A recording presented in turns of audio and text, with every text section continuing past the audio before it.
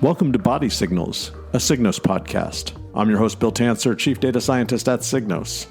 This is Season 4, Episode 3, Glucose, Gut Health, and Your Microbiome. Hold the sardines, for me at least. On this episode, we have registered dietitian and Signos Metabolic Success Coach, Sarah Steele, to talk about gut health. We address topics including defining the microbiome, prebiotics and probiotics, the best way to take care of your gut, sugar and your microbiome, and Sarah reveals her top 4 tips, with 3 bonus tips, on the best way you can take care of your own gut health. This is a fascinating episode you don't want to miss. Now on to the show.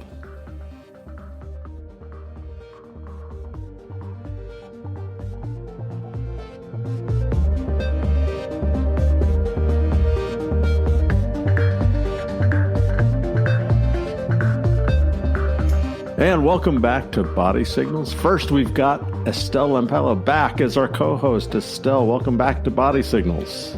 Thank you so much for having me, Bill. It's so great to have you back. And we have a special guest, which is Sarah Steele. Sarah is a registered dietitian. She's also one of our metabolic success coaches. So, Sarah, welcome to Body Signals. Thank you. I'm really excited to be here. We're excited to have you. You're a dietitian, and one of the questions I love to ask dietitians is, if I were to have you over for dinner, do I have to clean my pantry and fridge of all the bad foods? Is that a problem that you have socially as a dietitian, that people, when you go out to dinner, maybe don't want to eat bad foods around you? Well, I've even had people in the store, if they were conversing with me, say, "Oh, don't look in my cart." But no, I once you get to know me, you know that I like to embrace enjoying lots of types of foods, and I just like to make sure that certain ones are only sometimes foods instead of every night if they're not, the most healthy. So no, you don't have to clean anything out. Okay. So if you do come over and you look in my fridge, there are a lot of sometimes foods. I'm just warning you. Okay. Now. Well, then I'll plan to come over when I'm in the mood for a party. Awesome. Sarah's not invited to my house. Yeah. Estelle, do you have a lot of sometimes foods in your fridge and pantry? I think a lot of my sometimes foods are most of the time foods. So, okay. So, Sarah, we've been wanting to have Sarah on the show for a long time, and I was talking with her and asked her what she would like to discuss. And she, right off the bat, she mentioned a topic that we really haven't gone into much detail on, and that's gut health. So, Sarah, let's talk about gut health. And I've got my first question for you, because I think there is some confusion around this. What is the gut microbiome? Yeah, well, that could be a whole long thing, but I'll try to make it simple. We are more microorganisms than we are DNA as human beings. So actually, within our small and large intestine, we have what we call our gut microbiome. And in there are literally about 100 trillion microbes living in there. Also some viruses and other things, and most of them are friendly and they do a lot of amazing things. And so we really actually can't live without them.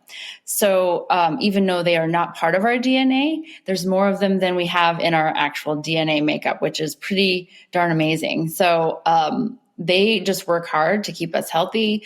They do things such as even make key vitamins that we then absorb, like K2 and B12. And they break down some prebiotic fibers that we eat, and they make them into short-chain fatty acids. The list goes on and on. There's so many wonderful things that they're doing. And so it is important to get to know what's going on with our gut. Absolutely. There's been a lot of discussion about things around the gut microbiome in the news lately. I've seen things about probiotics, but before we get there, when I started at Signos, I started reading about prebiotics. So let's just talk a little bit about prebiotics. What exactly are they, and as a dietitian, as one of our metabolic success coaches, do you feel it's something that we need to pay attention to? Yeah, it is a great question. For a long time, probiotics have been at least vaguely known about in the general public, but prebiotics weren't as widely known about until more recently. But they're very key because a prebiotic is basically the food for our probiotics. So, like I was saying, the bacteria are not part of us; they're living in us. It's a commensal situation. They benefit from us and we benefit from them. So we have to feed them. And so prebiotics are what feeds the gut bacteria. And so some examples are things like fibers from plants, flavonoids, like the colors and all those nutrients from different colors of plants that we eat, like fruits and vegetables. And even things like resistant starch is a prebiotic, which some people who are listening to this might have heard about resistant starch because that's gaining some popularity. And that's a starch that occurs in certain things like rice and potatoes and like oats and different things like that. And, there's different ways we can increase the resistant starch in those foods too. And so it's really beneficial to feed them those things that they really love. Because then there's downstream effects. Once we feed them what they love, they can create things like butyrate. And butyrate is a short chain fatty acid, for example, that helps with a lot of different things in our gut. But one downstream effect is actually helping with modulate glucose homeostasis. Just one example of one of the benefits. Wow. That's a lot of stuff. But I was reading up on prebiotics, and I love that you mentioned resistant starch because we've got a whole episode on that. And I didn't connect the dots and realize that resistant starch was a prebiotic. But things like cooling your rice or potatoes overnight can produce resistant starch. I think we've also talked about things like green banana powder, which is some of our staff here says it smells like feet, but I don't quite get that. But they say that green banana powder is a great prebiotic. I did a little research before the episode, and I found a list of some of the food items that have the highest amount of prebiotics. Yeah. Number one on the list was dandelion greens, which I don't know if I've ever actually had. Yeah, so dandelion greens. I imagine if you're at one of those really frou-frou grocery stores, here we have like Erewhon, maybe even a Whole Foods might have some dandelion greens. But then down the list, there are some other things. Oatmeal. Okay, I swore I would never mention oatmeal again, but here we are, like our 38th episode, and I've mentioned oatmeal in every single one of them. But oatmeal is a prebiotic. And as you mentioned, Sarah, it seems like the microbiome is something that's very important to us. I think of it like 100 trillion little pets that we have to take care of and feed. So we want to make sure that we get the right prebiotics, not just probiotics. You mentioned dandelion greens, and those are considered a bitter green. And those, all the things in the bitter category really do have a huge benefit on gut bacteria. That's good. I didn't know there was a connection between the bitter green. That's really a good tip. And I imagine there are other bitter greens out there besides just dandelion green that might be a little bit more accessible, right? Yeah. Yeah. So what's the difference then between the prebiotic and a probiotic? Oh, yeah. So the probiotic is the live microorganism then that's living in your gut. And they're the ones who are, as I touched on before, doing all of these really, really beneficial things in our body, like creating the vitamins, et cetera. And so they are really important to have a wide variety of them too. So by feeding them with all these different prebiotics, like you were mentioning, all those really great ones, you'll keep them alive and keep them happy in a wide variety in your gut. Okay. Got it. So both important. Now, when it comes to probiotics, I don't know if either of you, Estelle or Sarah, have had this experience, but I was at the doctor, and after taking some antibiotics, I think he said you need to go take a probiotic. They always so tell then you I got that. my, Yeah. right? Yeah, Mhm. that's like a common thing. But then here's where it gets a little dicey is I get myself to Whole Foods and I stand before what I refer to as a wall of probiotic. And it's almost like going to a bar where they've got their top shelf liquor and the well brands at the bottom. So there's stuff at the Whole Foods on the top shelf that's like 120 a bottle. And it seems to all correlate with the amount of different biotics, for lack of a better word, I guess, that they claim to have, like from like trillions to billions to, if you don't have a lot to spend, maybe just millions. My question for you, Sarah, is how do you decide if you're going to take a probiotic, maybe to supplement your microbiome? How do you decide?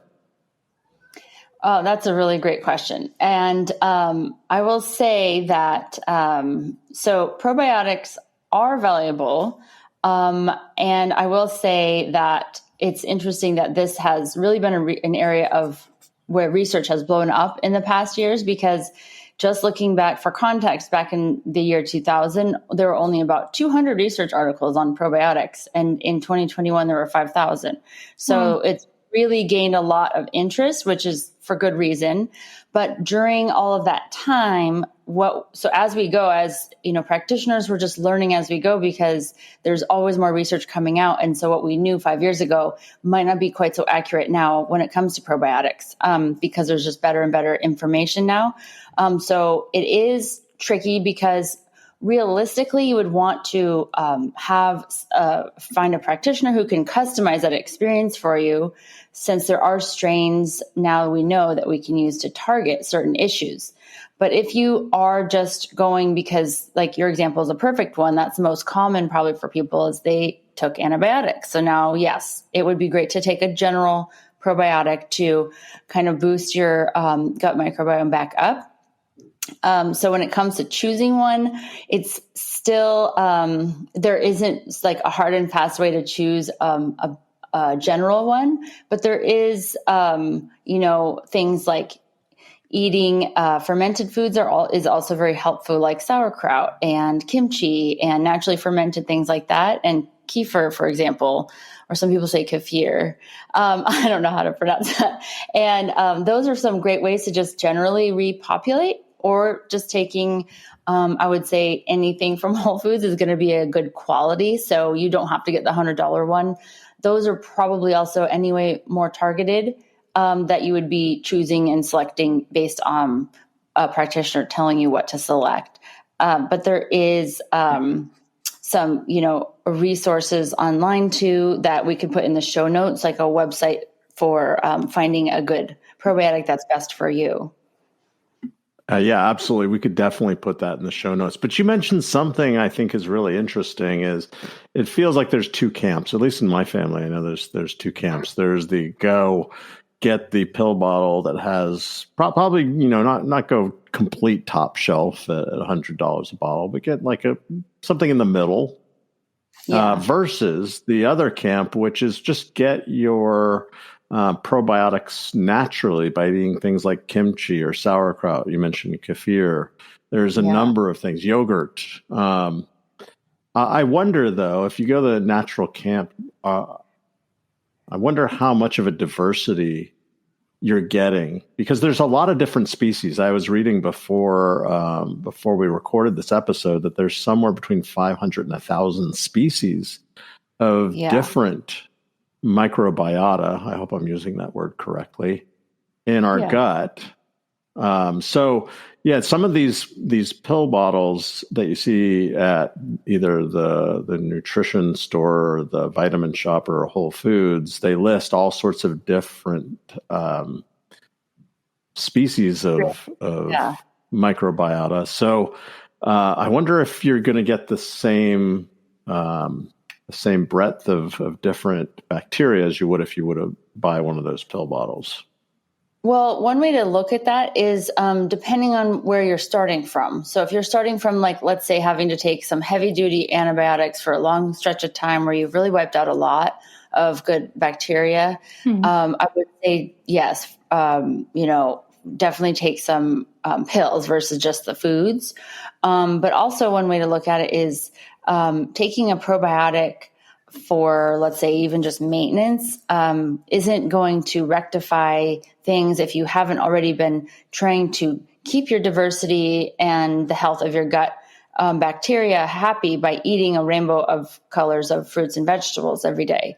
And so if you're not feeding them properly and keeping them alive in the balance of, the proper balance, then just taking a pill isn't going to solve all of that. So it really is multi-factorial. And but you could, rely just on the foods if you are already taking care of everything. You're eating those, lots of colors of fruits and vegetables and these different sources of the prebiotics for them, because then you'll be keeping the diversity happy and in balance. But with the antibiotic use, which is, common for people to take it, antibiotics for different reasons. So then, yes, you would want to take a pill for at least a while. So I've to bring this back to what a lot of listeners are interested in, which is their glucose levels, their nutrition habits, and their microbiome. I was just reading in a study. It was a study done at Yale, and it was published in the Proceedings of the National Academy of Sciences, I believe. And it talked about fructose, or ingesting sugars, and how that can affect your microbiome. And this is like a pretty recent study where they found that if you ate a lot of sugar in the form of fructose for this one study, while we had previously assumed that sugar would be absorbed in the intestines, what this study found was that a lot of sugar in the form of fructose made it all the way down to the gut and actually disrupted some of the proteins that the microbiome like to produce. There's one called ROC, and it actually disrupted the production of that protein. So it seems like limiting additional sugars, added sugars from your diet might actually help your microbiome as well. Yeah, that's a really great study. And it is hard to hear for all of us, even if, I love eating healthy food, but I still like to eat sugar. So it is a strong reminder for us just how impactful what we're eating really is on our health, because that sugar, as you showed in that study, is really having a detrimental effect downstream. So there are other things too, when we look at our gut, that relay back to things like satiety and glucose management and weight management. These are all things we're really focusing on in Signos. So, one topic that is big in the media right now is GLP-1, because of the weight loss drugs that are now really popular on the marketplace. And they work with these are the drugs that you inject like into your stomach to help with satiety. Yeah. Okay. So they're getting a lot of press lately for one reason or another. And so what they're acting on is this. It's GLP-1 is the glucagon-like peptide 1, and it's a hormone that's produced in the gut, actually, in the small intestine. And so it acts on the beta cells in the pancreas, which are the ones that produce insulin. And it helps to enhance that glucose stimulation of insulin secretion. And so ultimately it's helping with promoting satiety, slowing gastric emptying. And so it's, helping that work better in people that it's not working so well for. But there are, we don't have to all rush and get any injections. We can work on keeping our gut microbiome happy so that this whole interplay is working well, so that GLP-1, for example, can be produced in the adequate amount so that we can have all these wonderful benefits from it to help us feel full when we should feel full from eating and all those other things. So things like studies are showing intake of proteins and phytochemicals help stimulate GLP-1. So there are lots of ways to, go about that without having to inject a medication if, there's always going to be an exception why someone would need a medication, but there's lots of ways to go around it as well. Yeah, we're going to have to do a whole episode on that particular topic because I know a lot of listeners have asked, and we see this in the private Facebook group as well. Yes. So it is a drug that has been approved for use in type 2 diabetics, but I know that a lot of people, especially here, I hear a lot of talk about it in Southern California, people using those drugs just to lose some extra pounds, that people that may not be type 2 diabetics are getting their doctors to write these prescriptions off label. So I know there's a whole episode there that we would love to talk about. So getting back to the microbiome, I just recently saw a commercial for a specific probiotic that I tried. Didn't do anything for me, but I know that there are more and more, there are probiotics that are being marketed as those that have strains of bacteria that actually help with glucose regulation. I wonder if you guys had seen these or tried these. I haven't tried any of the ones specifically targeted for a glucose regulation, but I know what you mean. I've been seeing more and more talk of them. The one that I saw recently was called, it was under Pendulum. I don't know I forget what the actual product was, but Pendulum was the brand. But I didn't try it partly because of the cost. It's very high cost for that one. So, that is something that we have to be mindful of, is like, what's the cost benefit analysis on things like that? And do they really work? And I think in some cases they do help. It might be a matter of, is someone deficient or, in the, what it's trying to promote. So if they're not already, then it might not show much of a difference, if any. And so that's why it really is so great to try to work with a skilled practitioner to help you. That way, even though the product might cost a lot, if it really is going to help you, it's worth the investment. But if it's not the right one for you, you won't waste your money on it. Yeah, I did waste some money on it. I did 3 months of one of those probiotics and didn't see any difference. Nothing? Now, nothing at all. But I'm not in the camp that then says, well, this is just a waste of money for everyone. I think one thing that Signos has taught me is that everyone reacts to food and sleep and stress differently. And I think Sarah makes a great point here, which is, perhaps I'm not deficient in that specific strain of microbiome. So maybe that's why I didn't see a difference. Maybe some people will see a difference. That's the great thing about Signos, is you could try something like this.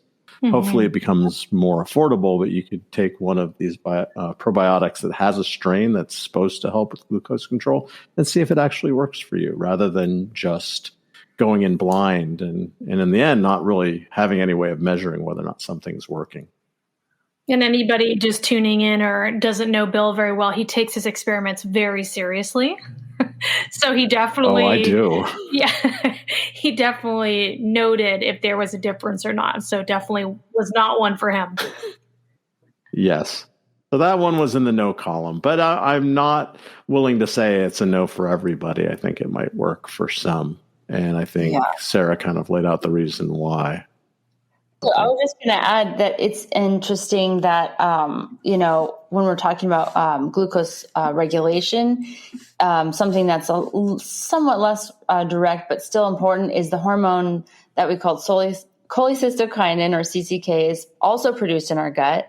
And it has a key role in our feeling for satiety or fullness. And it even helps with the signaling for leptin, which is the one that people have probably heard of more, is to help us feel full or the satiety after we eat.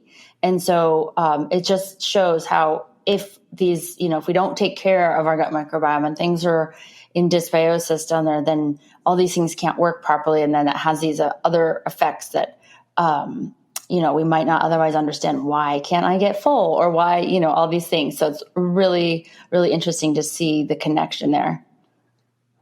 Yeah, it really is. It's amazing the role that the microbiome plays. in our health. And you had mentioned something, Sarah, as we were prepping for this episode, that you said, people call the microbiome or our gut, I think you said specifically, our gut is our second brain. Yeah, I've heard that so many times too. Yeah, I don't even know what that really means. Maybe you could shed some light, Sarah.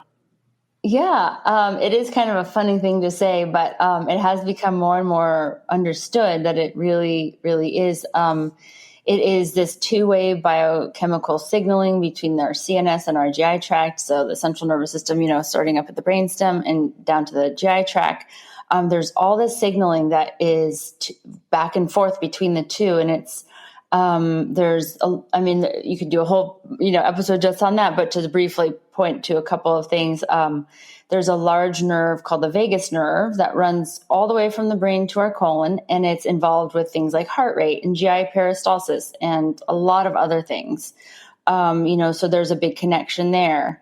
And our gut bacteria, sorry about that. Our gut bacteria also influences the brain by releasing cytokines, neurochemicals, and really interesting, 95% of our serotonin is produced in the gut. So you see why there's a huge influence on mood and gut functioning from the gut, from what all the things it's doing. It's not everything we used to think was coming from our brain and sort of this top-down effect, but really it is almost the other way around. Yeah, it's quite amazing to realize just what an important function the gut and the microbiome play. And I've seen a lot of studies coming out that are establishing more and more things that we didn't know. Here's a fun fact for you. Okay. I went deep into the rabbit hole researching for this episode because once I got Sarah's outline of what she wanted to talk about, I just wanted to gather some more information. And everything I researched just kind of drew me in a little bit more. Yeah. We've talked a lot on the show about our circadian rhythm. I found a couple of studies that showed that circadian rhythms doesn't happen in the brain. All of our organs have their own circadian rhythm. And it even goes down to the cellular level that a lot of these microbiota, they have their own circadian rhythm, each of them.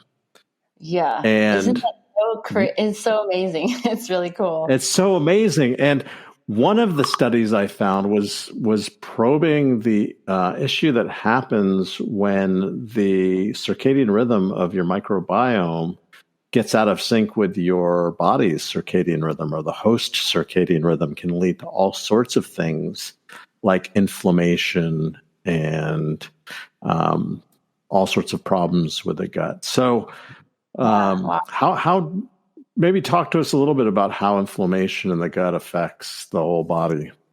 Yeah. So So when the gut is in what we call dysbiosis, meaning, there's a out of balance, whether the bacteria that we call like the good guys, if they're dwindling for whatever reason, we're not eating enough good prebiotics, or we're eating too much sugar, or, all kinds of different environmental toxins and all these things can come in there and screw them up. And then maybe the ones that are less beneficial when they're out of balance, they're growing to have too many quantity of them. And so there's this whole mix up of balance. That's what we call dysbiosis. And it's sort of like you're letting your weeds grow up in the garden and your flowers are getting smothered out. And so then that really does actually cause inflammation in the gut, which actually affects the entire body. And so we're finding more and more in the research things like even that things like cardiovascular disease are now we're seeing is associated with the inflammation and dysbiosis in the gut. So it really is affecting our whole body more than we ever realized in the past. Wow. So Sarah, I think you've really established for us how important it is to take care of our gut, to take care of our microbiome, to feed them with prebiotics, supplement them at times with probiotics. But I wonder, this is my favorite part of the show, I think the listeners as well. You have some top tips for us for things that we can do for our gut health. And I would love for you to just go through those now. Sure. I'll be noting them all because I feel like I don't know anything about it. And this episode has really just like shone so much light on how important it is. This has been such a fascinating episode because there's things I just don't know about. I've got all sorts of notes I've been jotting down as Sarah's been talking. Mm-hmm. Oh, I'm so glad. So yeah, I'm taking notes for these tips. It is my passion to talk about this because it just hasn't been as widely looked at in the past. Like if you think historically speaking for research in medicine and nutrition, hasn't been attended to until what is relatively recent history. So there is even more that we still don't know, but thank goodness we've learned a lot so far. So some of my tips are things like, we were talking about just eat the rainbow when it comes to fruits and veggies, trying to have that variety. And of course, as much quantity as you can possibly fit in each day with your veggies. Because that way you're helping all those different microbes and those different strains thrive and stay in balance. So go ahead. That's a great tip. So eating the rainbow, I had heard from another podcaster, I think it was an MD, that he was recommending that you should eat a variety of about 12 different fruits and vegetables per day. Have you heard that? Day? If not, I'm per day. You should try and like vary it around that much. I wonder if there's other than eating the rainbow, is there a target, Sarah, that we should be striving for in terms of the variety of food that we're getting?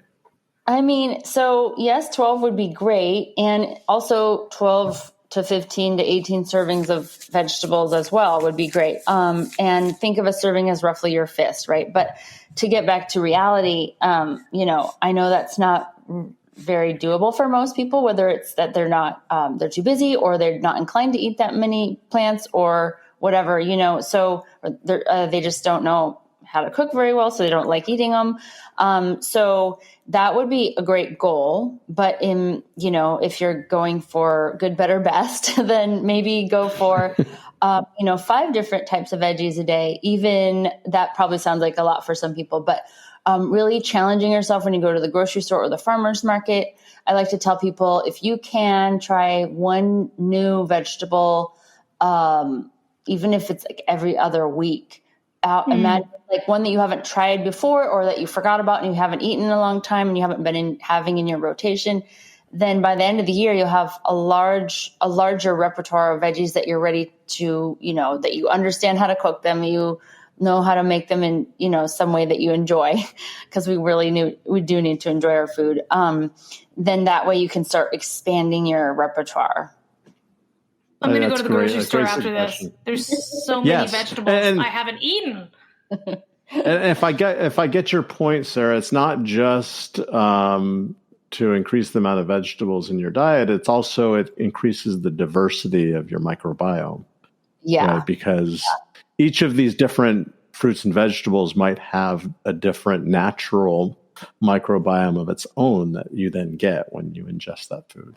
Right. They're each, and they're the food, remember, the prebiotic food, and they each offer maybe a different aspect of, the prebiotic, different types of fiber, the different flavonoids, all those different things that each one has slightly different than the other, to really give that benefit. Great. Okay. So that's a great tip. Tip number 1, eat the rainbow.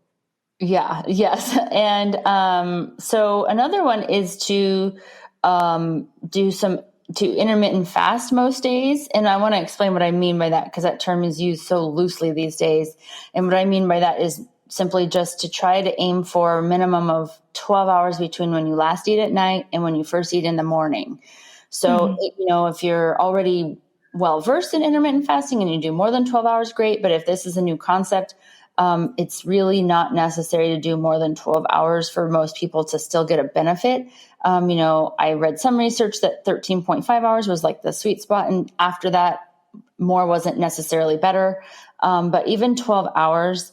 And the reason why that helps is because when you're not eating, then you have that what we call like rest and digest and all those functions in our cells.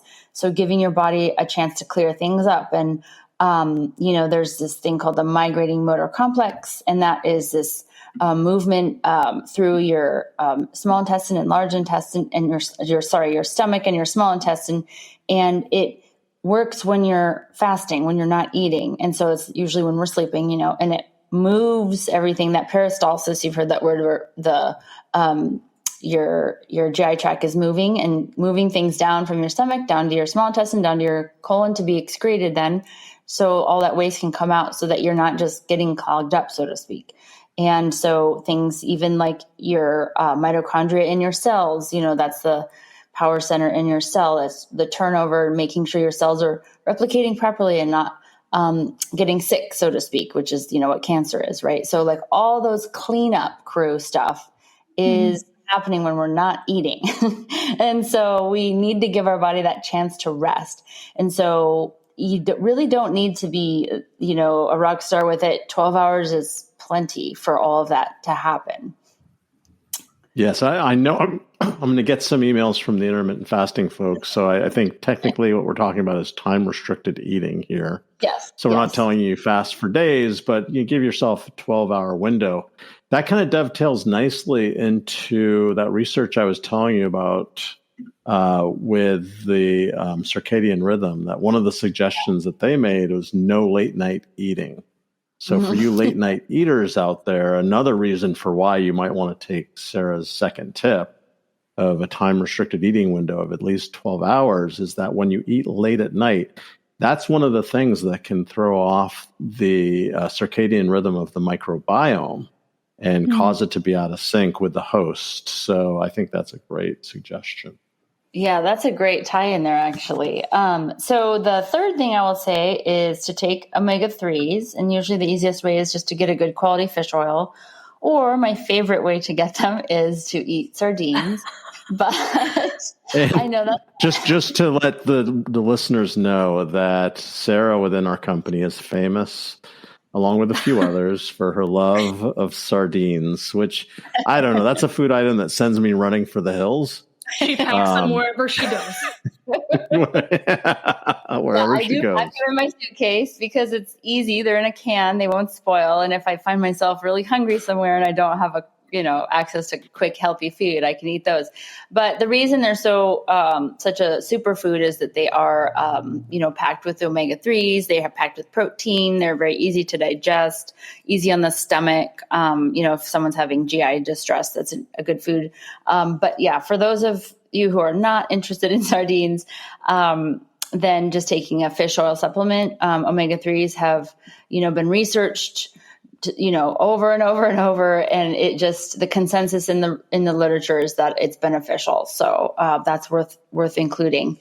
And then exercise actually helps modulate our microbiome too, amazingly. So, exercise is beneficial for so many things. So another reason for you to, get a good strength training regimen going and some mild to moderate cardio. Or whatever exercise you love best. That's a great reason to include it. Great. So we got 4 tips here. So we've got eating the rainbow, that variety is of fruits and vegetables. The time-restricted eating window, 12 hours, is optimal according to Sarah. Then we've got the omega-3s, and finally movement. So get up, do some resistance training, do walks after meals, do some light to moderate cardio. I think those are all great suggestions. And a couple quick, 3 more I can just say quickly because I think they're worth mentioning. Well, one of them really just ties in with the time-restricted eating is don't snack between meals. So try to eat enough protein and vegetables and everything in your balanced meal that you are not hungry between meals so you don't have to snack because a smaller version of all of that cleanup crew stuff is happening between meals. Also, it's helping your body not have to overuse insulin when you're not eating all the time. So, that's always a benefit. And then stress management is really important because stress alone can actually cause leaky gut. which we didn't really talk about, but that term is referring to like loosening of the tight junctions in our gut cell wall, and then things can pass through that shouldn't be passing through, and that's where we get all the things like inflammation, autoimmune, on and on. That's a whole nother topic, but it's a problem. So even stress can contribute to that. So and we've seen, on our CGM, we've noted that we can see stress even on our glucose graph. So it really is important to find whatever is the most meaningful way for you to manage your stress. And then last one is sleep. So sleep is our friend for weight loss, for insulin management, for mood, and like we were talking about, back to the circadian rhythmicity of the gut microbes. Yes, absolutely. Sarah, thank you so much for all these helpful tips and for really shedding the light on the microbiome and the gut for us, because I know this is a topic we haven't really gone in depth on before. And so glad that we had the opportunity to talk with you and learn more about it. Yeah, absolutely. It was really fun to cover these. And I hope people found something new that they hadn't heard before, and hopefully something to inspire them to give a little more attention to tending that garden. So many great tips. I know. Estelle and I have got a lot of homework to do. I know I'm going to go get a big salad, because that's the easiest way for me to check off tip number one, that eating the rainbow is I can put 7-8 different veggies and things in that. I'll go buy some sardines in honor of Sarah. I will not be buying sardines. I will go with the pill form, I think. Estelle, great having you back as our co-host. Thank you so much. And Sarah, again, thanks so much. It was great having you on the show. Thank you for having me.